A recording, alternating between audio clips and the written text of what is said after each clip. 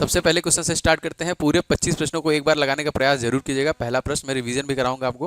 निम्नलिखित में से दोस्तों कौन सा रोग विषाणु के द्वारा दोस्तों होता है, मतलब कौन सा रोग है जो वायरस के द्वारा होता है। तो अगर हम बात करें दोस्तों टाइफाइड की बात करें तो देखिए आपका जो टाइफाइड है ये किससे होता है, तो ये होता है दोस्तों साल्मोनेला। साल्मोनेला टाइफी ये क्या है दोस्तों, ये एक बैक्टीरिया है, तो ये तो होगा नहीं। क्षय रोग मतलब हो रहा है टीबी, तो टीबी दोस्तों किससे होता है दोस्तों, तो ये होता है आपका माइक्रोबैक्टीरियम। माइक्रोबैक्टीरियम ट्यूबरकुलोसिस, टीबी देखिए ये हो गया शॉर्ट फॉर्म में, उसका नाम ही है, बस इसके आगे आपको माइक्रोबैक्टीरियम को लगाना है। माइक्रोबैक्टीरियम टीबी ये भी एक बैक्टीरिया से होता है। हैजा को दोस्तों हम लोग क्या बोलते हैं, हैजा को हम लोग कॉलेरा बोलते हैं ना, हैजा क्या बोलते हैं कॉलेरा। तो दोस्तों ये किस बैक्टीरिया से फैलता है, तो विब्रियो, देखिए विब्रियो कॉलेरा, विब्रियो कॉलेरा नामक बैक्टीरिया से फैलता है। तो तीनों बैक्टीरिया हो गए हैं। बस यहाँ पे देखिए आपका डी वाला ऑप्शन सही हो जाएगा। जो छोटी चेतक होती हैं जिसे कहीं ना कहीं माता रोग भी कहते हैं दोस्तों, चिकन पॉक्स जिसे हम लोग बोलते हैं, यही एक वायरस जनित होता है, मतलब ये संक्रामक होता है, एक से दूसरे तक फैल सकता है। ठीक है, इसके अलावा दोस्तों आपका और कौन बीमारी है, जैसे आपका एड्स हो गया, ये भी संक्रामक रोग हो गया ना। डेंगू, जी हाँ, जैसे डेंगी हम लोग कहते हैं, ये भी आपका देखिए यही होता है। खसरा, रेबी, चिकन पॉक्स, ये सब के सब क्या होते हैं, ये सब वायरस जनित होते हैं। तो याद रखिएगा, इंपॉर्टेंट प्रश्न। अगला क्वेश्चन देने का आंसर कीजिएगा इसका। भारत में दोस्तों नए कपड़ा मंत्री कौन बने हैं, सारे मंत्रालय में आपको धीरे धीरे बता रहा हूँ, क्या होगा आंसर। जी हाँ, बी से आंसर हो जाएगा, गिरिराज सिंह हो जाएंगे। ठीक है, गिरिराज सिंह। अगर आपसे पूछा जाएगा भारत के तत्कालिक रक्षा मंत्री दोस्तों कौन है, तो इनका नाम क्या हो जाएगा दोस्तों, ये हो जाएंगे आपके राजनाथ सिंह। ठीक है, राजनाथ सिंह। अगर आपसे पूछा जाएगा भारत के तत्कालिक सड़क परिवहन राजमार्ग मंत्री दोस्तों कौन है, तो आप बता देंगे दोस्तों ये कौन है, नितिन गडकरी हो जाएंगे। नितिन गडकरी, गडकरी। ठीक है, नितिन गडकरी हो जाएंगे। और मान लीजिए अगर आपसे पूछ लेता है कि भारत के तत्कालिक विदेश मंत्री दोस्तों कौन है, तो इनका नाम दोस्तों हो जाएगा एस जयशंकर। मैं बस आपके रिवीजन के लिए बार बार बताता हूँ कि आपको प्रश्न याद होते रहें। चलिए आगे बढ़ते हैं। अगला क्वेश्चन देखिए, केंद्रीय जो कि रेल मंत्री कौन है, बहुत इंपॉर्टेंट प्रश्न भाई, आप लोग एग्जाम भी देने वाले हैं तो याद ही होना चाहिए। तो यहाँ पे देखिए सी वाला ऑप्शन इसका करेक्ट हो जाएगा, जो हो जाएंगे आपके देखिए अश्वनी वैष्णव ना। अश्वनी वैष्णव तत्कालिक जो है दोस्तों रेल मंत्री हो जाएंगे। अच्छा, अगर आपसे पूछा जाएगा कि भारत के गृह मंत्री कौन है, तो आप बता देंगे भैया ये तो है आपके अमित शाह हो जाएंगे ना। गृह मंत्री जो कौन है, अमित शाह। हाँ, युवा मामलों के एवं खेल मंत्रालय दोस्तों जो दिया गया है वो आपके हो जाएंगे मनसुख मांडविया को। ठीक है, मनसुख मांडविया को दोस्तों दिया गया, याद रखेंगे। चलिए आगे बढ़ते हैं। किस भारतीय राज्य में राज्य की मुख्य भूमि की तट रेखा दोस्तों सबसे लंबी है, वाह बढ़िया क्वेश्चन है। सही आंसर की दोस्तों यहाँ पे अगर हम बात करेंगे तो देखिए इस क्वेश्चन में हो जाएगा डी, गुजरात राज्य की सीमा देखिए जो कि सबसे लंबी है। अब देखिए यहाँ पे जो हमारा मान लीजिए इसे गुजरात है, इसके बाद तो पाकिस्तान स्टार्ट हो जाता है, फिर हमारा जो भारत है ये इस तरीके से, ठीक है, फिर ये आपका इस तरीके से आपका जो हमारा पैटर्न है, यहाँ पे बांग्लादेश है। तो यहाँ पे देखिए ये जो क्षेत्र है ये क्या रहता है, जलमग्न रहता है ना। तो हमारा क्वेश्चन आता है कभी कभी कि ये वाला जो है, जो इसी को देखिए हम लोग बोलते हैं क्या, ये हमारा तटीय भूमि है ना। ठीक है, यहाँ पे जो चारों तरफ से घिरा हुआ है, इसकी लंबाई दोस्तों कितनी है, तो दोस्तों इसकी जो लंबाई वो है 7516.6 किलोमीटर की। ठीक है, ये याद रखिएगा। और यहाँ पे प्रायद्वीपी भारत इसको हम लोग बोलते हैं, क्या बोलते हैं, इसको बोलते हैं प्रायद्वीपी भारत, इसके हो गया। और दोस्तों जो सीमा है, जैसे इधर आपका चाइना हो गया, पाकिस्तान हो गया, इधर चाइना हो गया, इधर नेपाल हो गया, म्यांमार, भूटान हो गया, इस वाले की लंबाई दोस्तों कितनी है, तो ये हो जाएगी 15,200 किलोमीटर की। ठीक है, याद रखेंगे।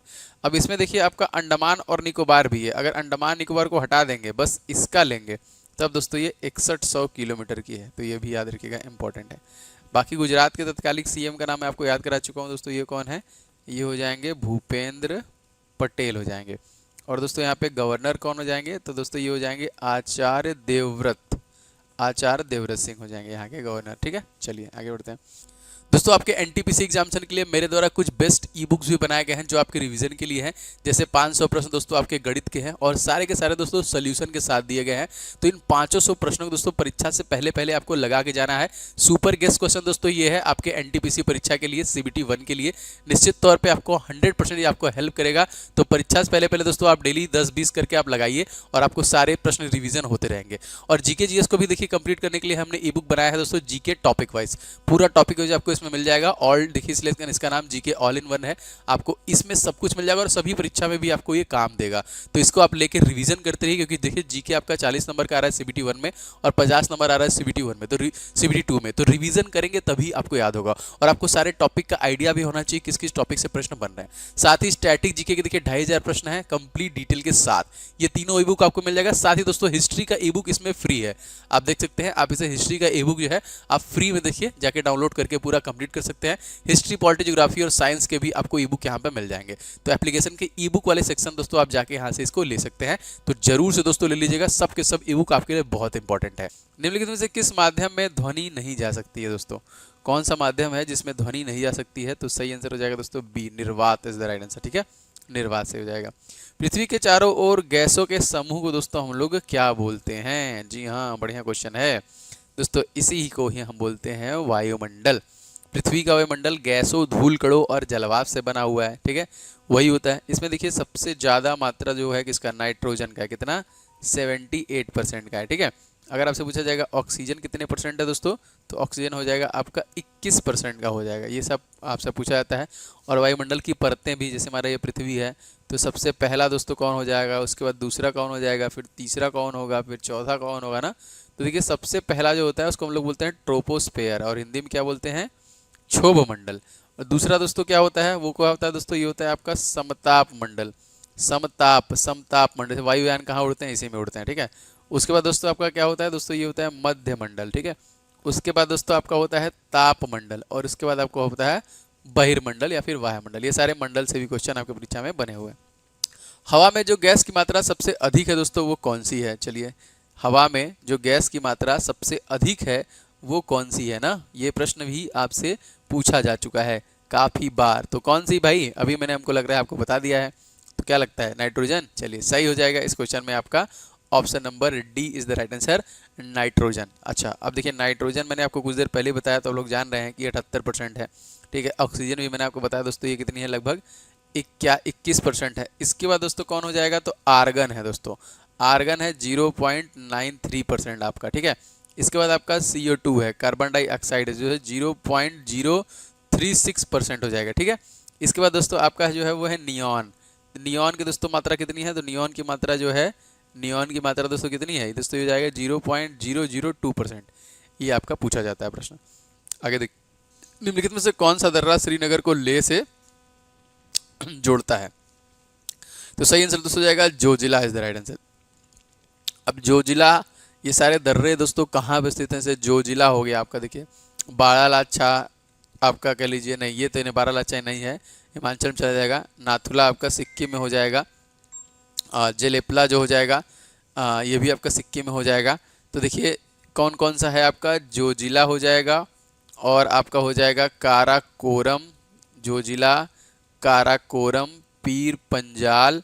ठीक है, पीर पंजाल, बनिहाल, बनिहाल दर्रा। ये सब के सब दोस्तों कहाँ के हो जाएंगे? देखिए जम्मू कश्मीर के हो जाएंगे। और जम्मू कश्मीर के तत्कालिक जो LG हैं उनका नाम क्या है? इनका नाम हो जाएगा मनोज सिन्हा। और CM भी बन गया कौन? उमर अब्दुल्ला। जी हाँ, नए CM यहाँ पे फॉर्म हुए हैं, उनको भी आप याद रखिएगा। सेरीकल्चर का शब्द दोस्तों निम्नलिखित में से किसे संबंधित है? सेरीकल्चर, सेरीकल्चर का संबंध दोस्तों आपका है रेशम के उत्पादन संबंधित है। ठीक है, सेरीकल्चर क्या है? रेशम से उत्पादन संबंधित है। अगर आपसे पूछा जाएगा दोस्तों AP कल्चर में क्या होता है ना, AP कल्चर, PC कल्चर, इस प्रकार से प्रश्न बने हैं बहुत बार। तो देखिए AP कल्चर जो है, मत्स्य पालन जो है दोस्तों किससे संबंधित है? ये आपका PC कल्चर से हो जाएगा। AP कल्चर दोस्तों किससे हो जाएगा? मधुमक्खी पालन से संबंधित हो जाएगा ना। हाँ, मोस्ट इंपॉर्टेंट है, याद रखेंगे, क्वेश्चन आया है बहुत बार। ठीक है, चलिए आगे बढ़ते हैं, अगला क्वेश्चन देखते हैं। क्वेश्चन देखिए आपका है, भारतीय संविधान में कौन सा अनुच्छेद राज्य के अधीन नियोजन के मामले में सभी नागरिकों के लिए समान अवसर प्रदान करता है? तो समान अवसर, समता का अधिकार दोस्तों हो जाएगा आपका नियोजन, मतलब सरकारी नौकरियों में हर जगह दोस्तों आर्टिकल नंबर 16 ही है, जिसके माध्यम से आपको समान अवसर नियोजन के मामले का मतलब यह हुआ 16 में है। और दोस्तों अनटचेबिलिटी ना, अनटचेबिलिटी देखिए छुआछूत का अंत, क्वेश्चन आया है दोस्तों किस आर्टिकल संबंधित है? 17 संबंधित है। हमको जो सभी प्रकार की स्वतंत्रताएं मिलती हैं दोस्तों, सभी प्रकार की जो स्वतंत्रता मिलती है वो 19 के माध्यम से मिलती है। 25 दोस्तों क्या है? इसमें दोस्तों धर्म की स्वतंत्रता के बारे में बताया गया है। तो ये सारे प्रश्न आपको एकदम अच्छे से याद होना चाहिए। दोस्तों आपके एनटीपीसी सीबीटी 1 के लिए कंप्लीट टेस्ट सीरीज आ गई है। जी हाँ, फुल लेंथ टेस्ट सीरीज जो कि एनटीपीसी के लिए दोस्तों आ गई है, आप इसे ले सकते हैं, जिसमें 50 प्लस टेस्ट सीरीज आपको मिलेंगे। मतलब एक एक दो दो करके आपको डेली बेसिस पे इसे लगाना है, क्योंकि आपको प्रैक्टिस अभी से स्टार्ट रखनी है। आपको देखना है कि कहाँ से गलती हो रही है। तो सारे इसमें देखिए रीजनिंग के, जीके के, मैथ में कंप्लीट ये आपको फुल लेंथ मिल जाएगा। लेकिन बहुत लोग को लगता है कि बस उनका रीजनिंग कमजोर है तो वो बस रीजनिंग का ले सकते हैं, इसमें भी आपको 50 सेट मिलेगा। अगर आपको लगता है कि आपका जीके जीएस कमजोर है तो आप 50 सेट जीके जीएस का ले सकते हैं। या फिर दोस्तों आपको लगता है बस मैथ का आपको चाहिए प्रैक्टिस सेट जो कि टेस्ट सीरीज, तो आप ले सकते हैं। तो तीनों सेपरेट भी ले सकते हैं और आप चाहें तो एक साथ भी ले सकते हैं। और सीबीटी 1 का एकदम एग्जाम पैटर्न में दोस्तों आ गया है। ऐप का जो हमारा सेक्शन है टेस्ट सीरीज का, इसमें आप चले जाएंगे तो आपको ये सारे के सारे टेस्ट मिल जाएंगे। निश्चित तौर पे आपको 100% दोस्तों लेके अभी से प्रैक्टिस स्टार्ट कीजिएगा। और दोस्तों ये सभी क्वेश्चन के सोल्यूशन के साथ आपको दिया है। जैसे आप फ्री टेस्ट में लगाते हैं डेली फ्री टेस्ट, एकदम उससे बेटर तरीके से और एकदम एक्सपेक्टेड संभावित प्रश्नों को दोस्तों इसमें कवर किया गया है। तो निश्चित तौर पे आप इसे जरूर से ले लीजिएगा। दोस्तों आप सभी से गुजारिश है कि आप लोग वीडियो को लाइक जरूर कर दिया करें और वीडियो को शेयर किया करें, ठीक है, बहुत जरूरी है भाई।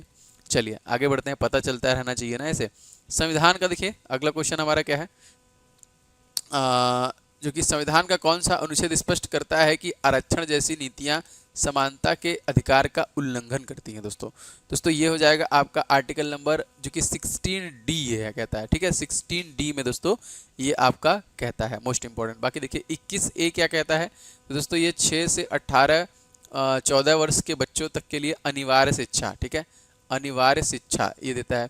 आपका मूल कर्तव्य, देखिए मूल कर्तव्य है भाई, जो भी आपके पिता होंगे, माता होंगे, संरक्षक होंगे, वो आपको हर चीज़ मुहैया कराएंगे 6 से 14 वर्ष तक। अब उनका मूल टोटल 11 कर्तव्य है, उनको उनके पालन पोषण, रहन सहन, शिक्षा, सारी जिम्मेदारियां इसी में है, ठीक है, जो कि कहाँ से लिया गया है, रसिया से लिया गया है, मोस्ट इंपॉर्टेंट। 15 देखिए आपका किसी भी प्रकार से लिंग, जाति, धर्म, नस्ल से भेदभाव कभी भी नहीं किया जाएगा इस आर्टिकल के माध्यम से। ये सारे आर्टिकल आपको धीरे धीरे मैं रटवा दूंगा। किस ग्रह के पास दोस्तों सबसे ज़्यादा सैटेलाइट हैं, सबसे ज़्यादा उपग्रह अगर आपसे बात की जाए तो देखिए शनि के पास हो जाएगा, ठीक है। शनि के पास इस समय जो ज्ञात उपग्रह हैं वो हैं आपके 146, ठीक है। बृहस्पति के पास दोस्तों हैं आपके 63, जो कि 63, ठीक है। अरुण के पास दोस्तों अगर आपसे पूछा जाएगा तो हो जाएगा 27, और वरुण के पास देखिए जो ज्ञात हैं वो 13 हैं राइट नाउ, ठीक है। और कौन सा ऐसा उपग्रह है, ग्रह है जिनके पास कोई उपग्रह नहीं है, एक हो गया आपका शुक्र, एक हो गया आपका बुध, इन दोनों के पास कोई नहीं है। पृथ्वी के पास हमारा चंद्रमा है, ठीक है, और जो आपका मार्स है, ठीक है, रेड प्लैनेट मार्स दोस्तों, इसके कौन से हो जाएंगे, इसके दो हैं, एक है आपका डिमोस हो जाएगा, एक है आपका फोबोस, डिमोस एंड फोबोस इसके हो जाएंगे, ठीक है। चलिए नेक्स्ट क्वेश्चन देखते हैं। महारत्न केंद्रीय सार्वजनिक क्षेत्रक उपक्रमों की सूची में निम्नलिखित में से कौन सी कंपनी दोस्तों शामिल है। महारत्नों की दोस्तों यहाँ पे बात की जा रही है, तो सही आंसर हो जाएगा इस क्वेश्चन में देखिए कोल इंडिया लिमिटेड। तत्कालिक देखिए वर्तमान में कितनी महारत्न कंपनियां हैं दोस्तों, 13 जो कि महारत्न कंपनियां हैं। उसमें से कुछ प्रमुख जो मैं आपको बताना चाहूँगा, जैसे देखिए आपका भेल हो गया, ठीक है, आपका BPCL हो गया, ठीक है, भारत पेट्रोलियम कॉर्पोरेशन लिमिटेड जो हो गया आपका, सेल हो गया, देखिए ये भी है आपका, HPCL हो गया आपका, ठीक है, ONGC हो जाएगा आपका। ये सब के सब दोस्तों महारत्नों की सूची में आते हैं, ठीक है। अगर मैं बताऊं भेल कब इस्टेब्लिश हुआ था तो देखिए 1964 में, BPCL कब इस्टेब्लिश हुआ था 1952 में, सेल दोस्तों कब हुआ था 1973 में, HPCL की बात करें एक साल बाद ही इसके 1974 में हुआ था, और ONGC दोस्तों कब हुआ था तो 1956 में हुआ था। ये सारे प्रश्न आए हुए हैं। हाल ही में लोकसभा के अध्यक्ष ओम बिरला 2024 के लिए कितनी नई संसदीय समिति का दोस्तों उन्होंने गठन किया है, तो देखिए यहाँ पे 6 नई संसदीय समिति का इनके द्वारा गठन किया गया है। तो यहाँ पे कौन कौन सा हो जाएगा, देखिए लोक लेखा समिति है, सार्वजनिक उपक्रमों की समिति है, आपका जो कि अनुमानों की समिति है, इसके बाद चौथा दोस्तों जो होता है आपका अनुसूचित जाति अनुसूचित जनजाति के कल्याण की समिति है, और दोस्तों आपका अन्य पिछड़े वर्गों के कल्याण की समिति है, और लाभ पद पर संयुक्त समितियाँ, 6 जो कि समितियाँ यहाँ पे हैं। हाल ही में किसी को कर्मचारी राज्य बीमा निगम का महानिदेशक चुना गया, किसको दोस्तों चुना गया है, इनका नाम क्या है दोस्तों, ये हो जाएंगे आपके अशोक कुमार सिंह जी, ठीक है, अशोक कुमार सिंह जी जो कि केरल कैडर के 1919 बैच के IAS अधिकारी भी रह चुके हैं, इन्हीं को देखिए बनाया गया है कर्मचारी बीमा निगम का, ठीक है। नेक्स्ट देखिए क्वेश्चन, भारत के किन्हीं दो शहरों के बीच में पहले हाई स्पीड सेमीकंडक्टर भारत जो कि वंदे भारत एक्सप्रेस दोस्तों चलाया गया था, तो आपको पता होना चाहिए दोस्तों ये नई दिल्ली से वाराणसी के लिए चला था सबसे पहला ना Vande Bharat most important express. कब स्टार्ट किया गया था तो 2019 में दोस्तों इसे स्टार्ट किया गया था। देखिए, विश्व कला की पट्टचित्र शैली निम्नलिखित में से किस राज्य को सबसे पुरानी और लोकप्रिय दोस्तों बनाती है? तो जी हाँ दोस्तों, ये हो जाएगा आपका Odisha is the right answer. ठीक है, A is the right answer. Odisha के सीएम का नाम आपको याद होना चाहिए दोस्तों। ये कौन हो जाएंगे? तो ये हो जाएंगे मोहन चरण मांझी। ठीक है, ये हो जाएंगे आपके मोहन चरण मांझी। और यहाँ के गवर्नर दोस्तों कौन हो जाएंगे? ये हो जाएंगे रघुवर दास। कौन हो जाएंगे? रघुवर दास। ठीक है, चलिए याद रखिएगा। आगे बढ़ते हैं। क्वेश्चन देखिए, सेंट थोम की लड़ाई नदी के किस तट पर फ्रांसीसी और अनवर उद्दीन कर्नाटक के नवाब कमांडर महफूज खान के बीच में दोस्तों लड़ाई हुई है? तो दोस्तों ये जो हुई थी दोस्तों, ये था आपका अंडियार का। यहाँ पे बी इस क्वेश्चन में कैसे करेक्ट हो जाएगा। और इस प्रकार के प्रश्न बहुत आए हुए हैं आपके परीक्षा में। एक और प्रश्न देखिए इसी लड़ाइयों से संबंधित है। वांडीवास का दोस्तों युद्ध कब हुआ था? ठीक है, तो देखिए मैं आपको पानीपत की जब भी लड़ाई बताता हूँ तो मैं आपको वांडीवास का ही बताता हूँ, क्योंकि इसी के करीब में है। जैसे पानीपत का प्रथम युद्ध दोस्तों कब हुआ था? ये हुआ था आपका 1526 में। पानीपत का द्वितीय युद्ध कब हुआ था दोस्तों? ये हुआ था 1556 में। पानीपत का तृतीय युद्ध हुआ दोस्तों 1761 में। इसी में एक माइनस कर देंगे, मतलब 1760 में ही दोस्तों आपका वांडीवास का युद्ध हुआ था। ठीक है, वांडीवास का युद्ध हुआ था। और 1764 में दोस्तों, 1764 में दोस्तों किसका युद्ध हुआ था? तो ये उसमें हुआ था आपका बक्सर का युद्ध हुआ था। ठीक है, बक्सर का। तो वांडीवास का युद्ध 7 वर्षीय युद्ध था, जो कि आपका इसमें ब्रिटिश सेना का नेतृत्व जो कि किया था आयरे कोटे ने किया था। और फ्रांसीसी सेना के जो कमान थे वो कामडे डी लैली के द्वारा किया गया था। ठीक है, चलिए अगला क्वेश्चन। निम्नलिखित में से कौन सा सबसे युवा राष्ट्रपति थे? जी हाँ दोस्तों, सबसे युवा राष्ट्रपति देखिए श्री नीलम संजीव रेड्डी जी थे ना। बिल्कुल इंपॉर्टेंट है। और भारत में निर्वाचित हुए 64 वर्ष की उम्र में। भारत में सबसे कम उम्र के ये थे, मोस्ट इम्पॉर्टेंट। और इनका जो कार्यकाल था वो चला था आपका 25 जुलाई सन 1977 से लेके 25 जुलाई सन 1982 के बीच में दोस्तों इनका कार्यकाल रहा था। चलिए याद रखिएगा इसे भी। क्वेश्चन दोस्तों, इंटरनेशनल कोर्ट ऑफ जस्टिस का हेडक्वार्टर दोस्तों कहाँ पर है? दोस्तों जी हाँ, ICJ। ठीक है, इसका जो है दोस्तों द हेग में हो जाएगा ना। अंतर्राष्ट्रीय न्यायालय जो है संयुक्त राष्ट्र का प्रधान न्यायिक अंग माना जाता है, जिसका दोस्तों गठन किया गया था 1945 में। ठीक है, याद रखिएगा। अगला देखते हैं। 77वें बाफ्टा अवार्ड 2024 में सर्वश्रेष्ठ अभिनेत्री का दोस्तों पुरस्कार किसके द्वारा जीता गया? तो इनका नाम दोस्तों हो जाएगा एम्मा स्टोन। सी से हो जाएगा ना। और अगर आपसे पूछा जाएगा बाफ्टा में सर्वश्रेष्ठ जो मूवी थी, सर्वश्रेष्ठ जो आपका फिल्म था दोस्तों, वो कौन था? तो ओपेनहाइमर। और इसी को दोस्तों आपका ओपेनहाइमर को ही ऑस्कर अवार्ड भी दिया गया है। और इसी की दोस्ती अभिनेत्री थी, इनका नाम था एम्मा स्टोन। इनको बेस्ट एक्ट्रेस का, और इसी के हीरो हैं किलियन मर्फी, इनको बेस्ट एक्टर का पुरस्कार मिला है। ठीक है, चलिए याद रखेंगे। मार्च 2024 में चमेली देवी जैन पुरस्कार से सम्मानित दोस्तों किसे किया गया है? तो उत्कृष्ट महिला मीडिया पर्सन के लिए दिया जाता है दोस्तों। तो ये ए और बी दोनों, ग्रीष्मा कुठार और रितिका चोपड़ा, इन दोनों को दोस्तों ये मिला है। गोबी मरुस्थल निम्नलिखित में से किस महाद्वीप में दोस्तों स्थित है? तो गोबी मरुस्थल दोस्तों इस क्वेश्चन में हो जाएगा डी। देखिए एशिया महाद्वीप में स्थित है। किसमें स्थित है? एशिया महाद्वीप। राज तरंगिणी के दोस्तों लेखक कौन है? राज तरंगिणी, ये जो राज तरंगिणी जो लिखा गया है ये कल्हड़ के द्वारा दोस्तों लिखा गया। बहुत सारे ऐसे प्रश्न बनते हैं, कुछ तो आपको एकदम अच्छे से रटे होने चाहिए, याद होने चाहिए, जैसे रामायण। ठीक है, तो रामायण और महाभारत, इसमें कभी भी कंफ्यूजन नहीं होना चाहिए, क्वेश्चन आ सकता है इसमें। तो रामायण दोस्तों किसके द्वारा लिखा गया है? तो दोस्तों ये लिखा गया है वाल्मीकि के द्वारा। ठीक है, और दोस्तों जो महाभारत लिखा गया है इसके द्वारा लिखा गया है, तो ये वेद व्यास के द्वारा लिखा गया है। ठीक है, वेद व्यास के द्वारा लिखा गया है, ये याद रखिए। इस तरह अष्टाध्यायी है, पढ़नी के द्वारा लिखा गया है। तो ये सारे प्रश्न आप बताइए, 25 क्वेश्चन में आपने कितने क्वेश्चन सही किए। रेगुलर बेसिस दोस्तों क्लासेस आपको मिल रही है, तो वीडियो को आप लोग लाइक जरूर कर दीजिएगा, शेयर कीजिएगा।